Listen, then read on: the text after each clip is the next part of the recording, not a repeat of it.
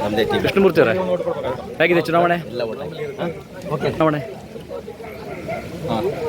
ಏನು ಹೇಳ್ತೀರಿ? ಚುನಾವಣೆ ಭಾರಿ ಬಿರುಸಿನಿಂದ ನಡೀತಾ ಇದೆ.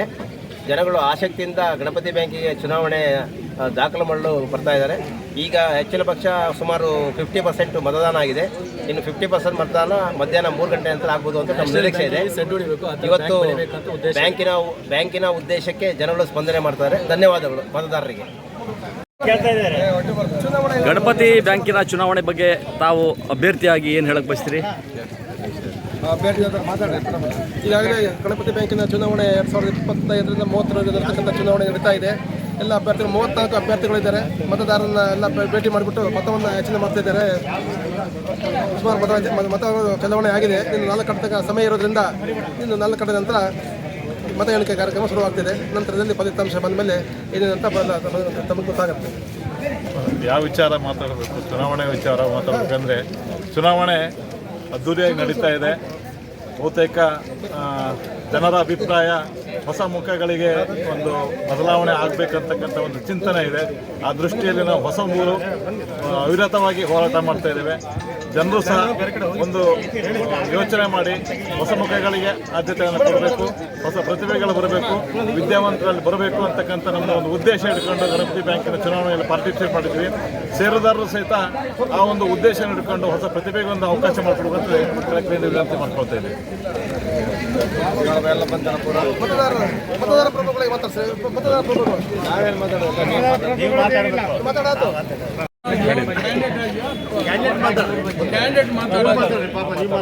ನಾವೇನು ಮಾತಾಡಲ್ಲ.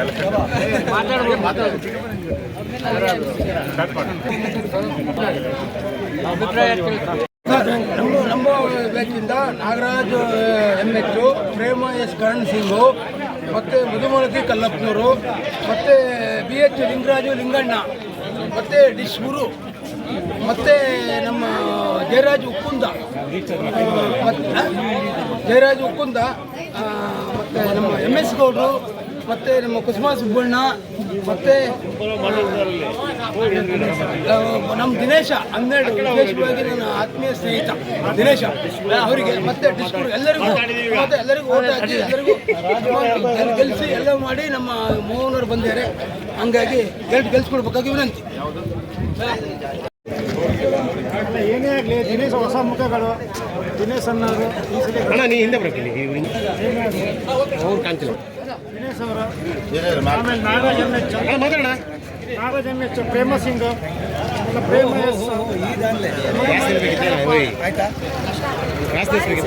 ಮಧುಮಾಲತಿ ಕಲ್ಲಪ್ಪ, ಲಿಂಗರಾಜು ಲಿಂಗಣ್ಣ, ಎಲ್ಲರೂ ಹೊಸ ಮುಖಗಳು ಗಣಪತಿ ಬ್ಯಾಂಕಿಗೆ ಒಂದು ಅವಕಾಶ ಮಾಡಿಕೊಟ್ಟು ಎಲ್ಲ ಮತದಾರಗಳಲ್ಲಿ ವಿನಂತಿ ಮಾಡ್ತೇವೆ. ನಂಬರ್ ದಿನೇಶ,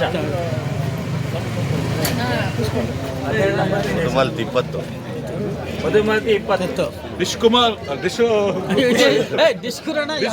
8 ಇಲ್ಲೊಂದು ಟೀಮು ಹೋಗೋಣ.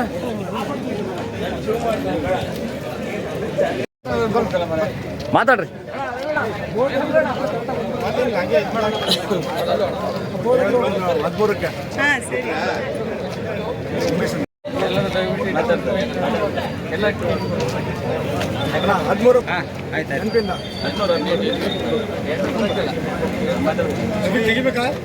ಗಣಪತಿ ಅರ್ಬನ್ ಕೋಆಪರೇಟಿವ್ ಬ್ಯಾಂಕ್ನ ಚುನಾವಣೆ ನಡೀತಾ ಇದೆ. 2025-30ರ ಆಡಳಿತ ಮಂಡಳಿಗೆ 34 ಜನ ಸ್ಪರ್ಧಿಸಿದ್ದಾರೆ. ಅದರಲ್ಲಿ 13 ಜನ ಆರಿಸಬೇಕು. ಎಲ್ಲರೂ ನಾವು ಸ್ನೇಹಿತರಾಗಿ ಚುನಾವಣೆ ಮಾಡ್ತಾ ಇದ್ದೀವಿ. ಯಾವುದೇ ಪಕ್ಷ, ಜಾತಿ, ಧರ್ಮ ಯಾವುದೇ ಭೇದ ಇಲ್ಲ. ನಾವೆಲ್ಲ ಒಂದೇ. ಈ 34 ಜನರಲ್ಲಿ 13 ಜನ ಮಾತ್ರ ಗೆಲ್ತಾರೆ. ಚುನಾವಣೆ ನಂತರ ಎಲ್ಲರೂ ಒಂದೇ. ಇದು 100 ವರ್ಷದ ಇತಿಹಾಸ ಇರುವಂಥ ಬ್ಯಾಂಕು. ಒಳ್ಳೆಯ ಅಭ್ಯರ್ಥಿಗಳನ್ನು ಆರಿಸ್ತಾರೆ. ಮತದಾರರು ಭದ್ರರಾಗಿದ್ದಾರೆ ಅಂತ ನಾವು ಭಾವಿಸ್ತೀವಿ. ಸಹಕರಿಸಿರುವಂಥ ಎಲ್ಲರಿಗೂ ಧನ್ಯವಾದ ಅರ್ಪಿಸ್ತೇವೆ. ಮತ್ತು 11,000 ಸುಮಾರು ಓಟಿದೆ. 2,315 ಓಟಿದೆ.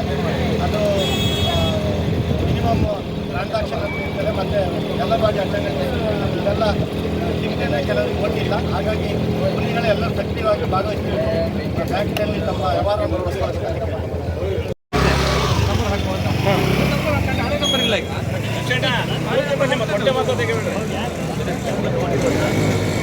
ಲಿಂಗರಾಜ್ ಅವರೇ, ಚುನಾವಣೆ ಯಾವ ರೀತಿ ಫೇಸ್ ಮಾಡ್ತಾ ಇದ್ದೀರಿ? ನಮಗೆ ಇದು ಹೊಸ ಅನುಭವ, ಅದರಲ್ಲಿ ಏನಿಲ್ಲ ಆದರೂ ನಾವು ಪ್ರಯತ್ನ ಪಡ್ತಾ ಇದ್ದೀವಿ.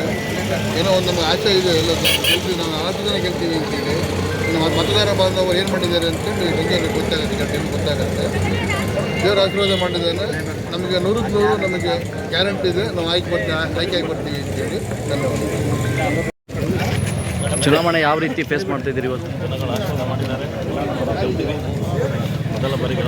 ನಾನು ಮೊದಲ ಬಾರಿಗೆ ಗಣಪತಿ ಎಲೆಕ್ಷನ್ನ ನಾವು 4 ಜನ ಸದಸ್ಯರು, ನಾವು 4 ಜನ ಗೆಲ್ತೀವಿ ಅನ್ನೋ ವಿಶ್ವಾಸ ನನಗೆ ಸಂಪೂರ್ಣ ಇದೆ. ಜನರ ಆಶೀರ್ವಾದ ನಮ್ಮ ಮೇಲೆ ಇದೆ ಅಂತ ನಾನು ಇಷ್ಟಪಡ್ತೀನಿ. ಜನರು ಏನು ಕೇಳ್ತಾ ಇದ್ದಾರೆ, ಹೊಸ ಮುಖಗಳು ಬೇಕು ಅಂತ ಕೇಳ್ತಾ ಇದ್ದಾರೆ. ಆ ಹೊಸ ಮುಖಗಳು ನಮ್ಮ ಟೀಮಲ್ಲಿ 4 ಜನ ಕೂಡ ಇದ್ದೀವಿ ನಾವು. ಹಾಗಾಗಿ ನಾವು 4 ಜನನೇ ಗೆಲ್ತೀವಿ ಅಂತ ವಿಶ್ವಾಸ. ನಗರದ ಇತಿಹಾಸ ಪ್ರಸಿದ್ಧವಾದಂಥ ಅರ್ಬನ್ ಕೋಆಪರೇಟಿವ್ ಗಣಪತಿ ಬ್ಯಾಂಕು ಒಂದು ಮಹತ್ವವಾದಂಥ ಬ್ಯಾಂಕು. ಅಂತ ಹೇಳಿದ್ರೆ 109 ವರ್ಷಗಳ ಒಂದು ಆಯುಷ್ಯವಾಗಿರ್ತಕ್ಕಂಥ ಬ್ಯಾಂಕು. ಈ ಬ್ಯಾಂಕಿಗೆ ಯಾರು ಸದಸ್ಯರಾಗಿ ಒಳಗಡೆ ಹೋದರೆ ಇದುವರೆಗೂ ಅವರು ವಾಪಸ್ ಬರಲೇ ಇಲ್ಲ. ಯಾಕೆ ಬರಲಿಲ್ಲ ಅಂತ ಹೇಳಿದ್ರೆ ಅದ್ರ ಮೇಲೆ ಷೇರುದಾರರು ಹೆಚ್ಚಿನ ಕಾಳಜಿಯನ್ನು ವಹಿಸದೇ ಇರೋದ್ರಿಂದ ಯಾರು ಮತ್ತು ಹೊಸಬರು ಒಳಗಡೆ ಹೋಗಲಿಕ್ಕೆ ಸಾಧ್ಯನೇ ಇಲ್ಲ. ಅವರು ನಂತರದಲ್ಲಿ ಬೇರೆಯವರು ಒಳಗಡೆ ಹೋಗಿದ್ದನ್ನು ನಾವು ಕಂಡಿದ್ದೇವೆ.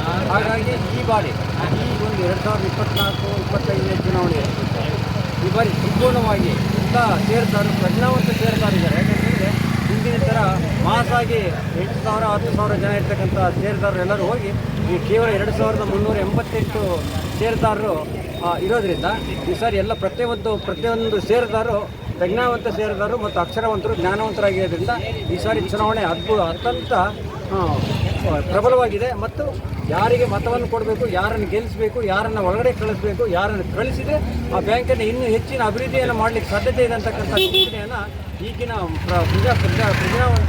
ಪ್ರಜ್ಞಾವಂತ ಮತದಾರರು ಮತ್ತು ಷೇರುದಾರರು ಚಿಂತನೆಯನ್ನು ಮಾಡಿದ್ದಾರೆ.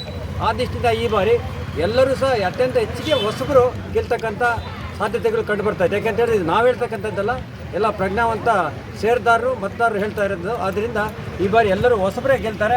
ಅದರಲ್ಲೂ ನಮ್ಮ ಟೀಮು MS ಗೌಡರು, ಗಜಾನ ಜೋಯಿಸರು, ಡಿಸ್ಗುರು ಮತ್ತು ಉದಯ ಕಾಮತ್ರು ಇವರ ಇದೇನಿದೆ ಈ ತಂಡ ಅತಿ ಉತ್ತಮವಾದಂಥ ಕೆಲಸವನ್ನು ಮಾಡಿದೆ.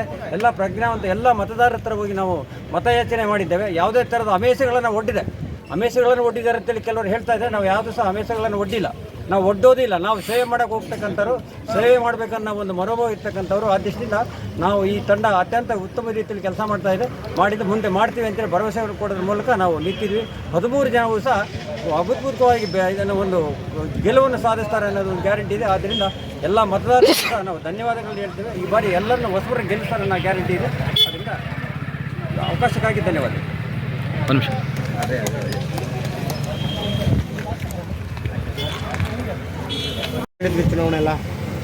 ಚುನಾವಣೆ ನಾವು ಏನು ಮತ ಇದು ಕಡಿಮೆ ಇದೆ, ಜನ ಕಡಿಮೆ ಬರ್ತಾರೆ ಅಂತ ಇದ್ದೀವಿ. ಆದರೆ ನಿರೀಕ್ಷೆಗೆ ಮೀರಿ ಜನ ಬರ್ತಾ ಇದ್ದಾರೆ.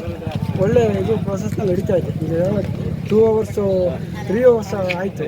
3 hours ಹೆಚ್ಚಿನ ಒಂದು 30% ಆಯ್ತಾನ. 30% ಮತದಾನ ಆಗಿದೆ.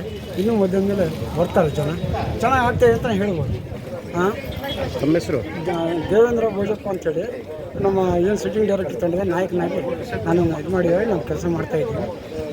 ಎಲ್ಲ ಸಿಟ್ಟಿಂಗ್ ಡೈರೆಕ್ಟರ್ಗಳು ಕೂಡ ಒಳ್ಳೆಯ ಲವಲಕ್ಕಿಂತ ಕೆಲಸ ಮಾಡಿದ್ದಾರೆ. ಅದು ಪ್ರಯುಕ್ತ ಜನರು ಕೂಡ ಬಂದು ಇಲ್ಲಿ ಕಾಂಪಿಟೇಷನ್ ಇದೆ. 2ನೇ ಟೀಮು 3ನೇ ಟೀಮ್ ಅಂತ ಆಗಿದೆ. ಆದರೂ ಕೂಡ ಕಾಂಪಿಟೇಷನ್ ಕೂಡ ಈ ಟೀಮಿಗೆ ಹೆಚ್ಚಿನ ಒಂದು ಸಹಕಾರ ಕೊಡ್ತಾರೆ ಅನ್ನೋದು ಒಂದು ಭರವಸೆ ಷೇರುದಾರರು. ಸರ್, ಗಣಪತಿ ಬ್ಯಾಂಕ್ ಚುನಾವಣೆ ಬಗ್ಗೆ ತಮ್ಮ ಅನಿಸಿಕೆ? ಚುನಾವಣೆ ಮತದಾನ ಗಡಿಸಿನಿಂದ ಆಗ್ತಾ ಇದೆ. ಭಾಳಷ್ಟು ಜನಕ್ಕೆ ಮತದಾನದ ಹಕ್ಕಿಲ್ಲ ಅಂತೇಳಿ ಬೇಜಾರನೂ ಆಗ್ತಾ ಇದೆ. ಶೇರ್ ಇದೆ, ವ್ಯವಹಾರ ಇದೆ, ಎಲ್ಲ ರೀತಿಯ ಬ್ಯಾಂಕಿಗೆ ಸಂಪರ್ಕ ಇದೆ. ಆದರೆ ಮೀಟಿಂಗಿಗೆ ಬರಲಿಲ್ಲ ಅನ್ನೋದು ಒಂದು ಕಾರಣಕ್ಕಾಗಿ ಈ ಸರಿ ಹಕ್ಕಿಲ್ಲ ಅಂತ ಭಾಳ ಜನಕ್ಕೆ ಬೇಜಾರಾಗ್ತದೆ. ಹೋದ ಸರಿ ನಾನೇ ಹೈಕೋರ್ಟಿಗೆ ಹೋಗಿ ಈ ಥರದ ಕಾಯ್ದೆ ಸರಿ ಇಲ್ಲ ಅಂತೇಳಿ ಸುಮಾರು 10,000 ಜನರ ಪರವಾಗಿ ನಾನು ಹೈಕೋರ್ಟಿಂದ ಆದೇಶ ಮಾಡಿಸಿ ಎಲ್ಲರಿಗೂ ಹಕ್ಕು ಕೊಡಿಸಿದೆ. ಏನು ಬ್ಯಾಂಕಿನ ಆಡಳಿತ ಮಾಡ್ತಾಯಿದ್ರು ಅವರು ಆ ರೀತಿಯ ಹಕ್ಕು ಕೊಡಿಸ್ಬೇಕಾಗಿತ್ತು. ನಾನೊಬ್ಬ ಮೂರನೇ ವ್ಯಕ್ತಿಯಾಗಿ ಒಬ್ಬ ಷೇರ್ದಾರರೇ ಬ್ಯಾಂಕಿನ ಓನರು ಅಂತೇಳಿ, ಮಾಲೀಕರು ಅಂತ, ಆ ಉದ್ದೇಶದಿಂದ ನಮ್ಮ ಕೊಲೀಗ್ಸ್ಗಳಿಗೆ ಮತ್ತು ಉಳಿದಂಥ ಎಲ್ಲ 10,000 ನಮ್ಮ ಕೊಲೀಗ್ಸು ಅಂತೇಳಿ ಭಾವಿಸಿ ಹೈಕೋರ್ಟಿಗೆ ಹೋಗಿ ನಾನೇ ಒಂದು 40,000 ರೂಪಾಯಿ ಖರ್ಚು ಮಾಡಿ ಎಲ್ಲರಿಗೂ ಹಕ್ಕು ಕೊಡಿಸಿದೆ. ಆ ಕೆಲಸನ ಈಗಿನ ಆಡಳಿತ ಮಂಡಳಿಯವರು ಮಾಡ್ತಾರೆ ಅಂತೇಳಿ ಭಾವಿಸಿದ್ದೆ. ಅದಕ್ಕೆ ಸರಿ ಮಾಡದೆ ಒಂದಷ್ಟು ಜನಕ್ಕೆ ಅನ್ಯಾಯ ಆಗಿದೆ. ಮುಂದೆ ಈ ರೀತಿ ಆಗದೇ ಇದ್ದಂಗೆ ನಾವೆಲ್ಲರೂ ಕೂಡ ಜಾಗೃತಿ ವಹಿಸ್ತೀವಿ, ಅವರು ಕೂಡ ಜಾಗೃತಿ ವಹಿಸಬೇಕು ಅಂತ ಹೇಳಿ ಈಗ ಏನಾಗಿದೆ ಅಂತಂದರೆ, ಕಳೆದ 5 ವರ್ಷದ ಹಿಂದೆ ನಾವು ಒಂದು ತಂಡ ಮಾಡಿ ಚುನಾವಣೆ ಮಾಡಿದ್ವಿ. ಆದರೆ ಆ ಬಾರಿ ನಮಗೆ ಫೋನ್ ನಂಬರ್ ಇರೋಂಥ ಪಟ್ಟಿ ಕೊಟ್ಟಿರಲಿಲ್ಲ. ನಮ್ಮ ಜೊತೆಗಿರೋ ಒಬ್ಬನಿಗೆ ಕಡೇ ಗಳಿಗೆಯಲ್ಲಿ ಆ ಫೋನ್ ನಂಬರ್ ಇರೋ ಪಟ್ಟಿನ ಅವ್ರು ಕೊಟ್ಟರು. ಆದರೆ ಎದುರಾಳಿ ತಂಡಕ್ಕೆ, ಅದರ ಆಡಳಿತದಲ್ಲಿ ಇದ್ದಂಥವರಿಗೆ ಆ ಫೋನ್ ನಂಬರ್ ಇರೋ ಪಟ್ಟಿನ 5 ವರ್ಷದ ಹಿಂದೂ ಕೊಟ್ಟಿದ್ರು. ಈ ವರ್ಷವೂ ಕೂಡ ಅದೇ ರೀತಿ ಆ ಫೋನ್ ನಂಬರ್ ಇರೋ ಪಟ್ಟಿ ಸೋರಿಕೆ ಆಗಿದೆ. ಅದು ಹೇಗಾಗಿದೆ ಅದರ ವಿರುದ್ಧ ನಾವು ಒಂದು ಮನವಿನೂ ಕೂಡ ಚುನಾವಣಾಧಿಕಾರಿಗಳಿಗೆ ಕೊಟ್ಟಿದ್ದೀವಿ. ಆದರೆ ನಮಗೇನು ಅದೇನು ಶಿಕ್ಷೆ ಆಗಬೇಕು ಅಂತಲ್ಲ, ಆದರೆ ಪಾರದರ್ಶಕವಾಗಿ ಚುನಾವಣೆ ಆಗಬೇಕು. ಯಾರಿಗೂ ಕೂಡ ಆ ರೀತಿಯ ಈ ರೀತಿ ಫೋನ್ ನಂಬರ್ ಒಬ್ರಿಗೆ ಕೊಡೋದು, ಒಬ್ರಿಗೆ ಕೊಡದೇ ಇರೋದು ಆ ರೀತಿ ಆಗಬಾರ್ದು. ಪಾರದರ್ಶಕವಾಗಿ ಯಾರಿಗೆ ಕೊಟ್ಟರು ಎಲ್ಲರಿಗೂ ಕೊಡಬೇಕು, ಇಲ್ಲ ಅಂತಂದರೆ ಯಾರಿಗೂ ಕೊಡಬಾರ್ದು. ಅವರೆಲ್ಲರೂ ಕೂಡ ಮತದಾರರನ್ನು ಮನವೊಲಿಸಿ ಮುಂದೆ ಏನು ಮಾಡ್ತೀವಿ ಅಂತ ಧ್ಯೇಯೋದ್ದೇಶವನ್ನು ಚುನಾವಣೆ ಮಾಡಬೇಕು.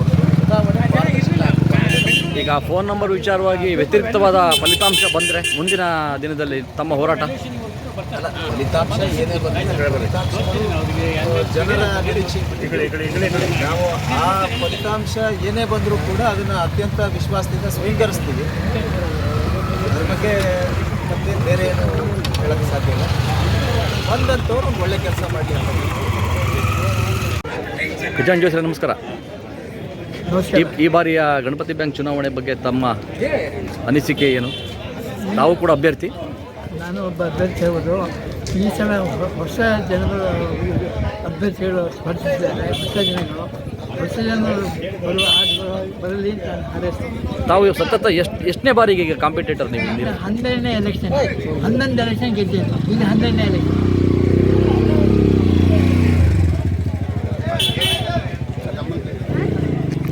ನಾವು ಗಜಾಂಜೇಶ್ವರಂ ಗುರು ಅಂದರೆ ಪುರೋಹಿತಿಯಲ್ಲಿ ಗುರುಗಳು ಅವರು ತುಂಬ ಸರಳ ಜೀವಿಯಾದರೂ ಕೂಡ ಸಿಂಪಲ್ ಆದರೂ ಕೂಡ ಜೀವನದಲ್ಲಿ ಎಲ್ಲರಿಗೂ ಇಡೀ ಸಾಯೋದವರಿಗೆ ಒಳ್ಳೆಯದಾಗಲಿ ಅಂತ ಹೇಳುವಂಥ ಮಾತುಗಳನ್ನು ಹೇಳೋದಿಲ್ಲ. ಅದಕ್ಕೆ ನಮ್ಮ ಆಸೆ, ನಮ್ಮ ವೈಯಕ್ತಿಕ ಆಸೆ ಅಂದರೆ ಈ ಸಲ ಪ್ರಥಮವಾಗಿ ಅವರು ಅಧ್ಯಕ್ಷರಾಗಬೇಕನ್ನೋ ಆಸೆ, ಲೀಡಿಂದ ಬಂದು ಅಧ್ಯಕ್ಷರಾಗಬೇಕನ್ನೋ ನಮ್ಮ ಆಸೆ. ಅವರ ಆಶೀರ್ವಾದ ನಮಗಿದೆ, ಸದಾ ಇದೆ, ಎಲ್ಲರಿಗೂ ಇರಲಿ ಅಂತ ನಾನು ಕೇಳ್ತೀನಿ. ತಮಗೂ ಇರಲಿ, ನಾವು ಇನ್ನೂ ಮುಂದುವರೆದಿರಲಿ, ನಾವು ಮುಂದುವರೆದ ನಾನು ಕೇಳ್ತೀನಿ. ಧನ್ಯವಾದಗಳು.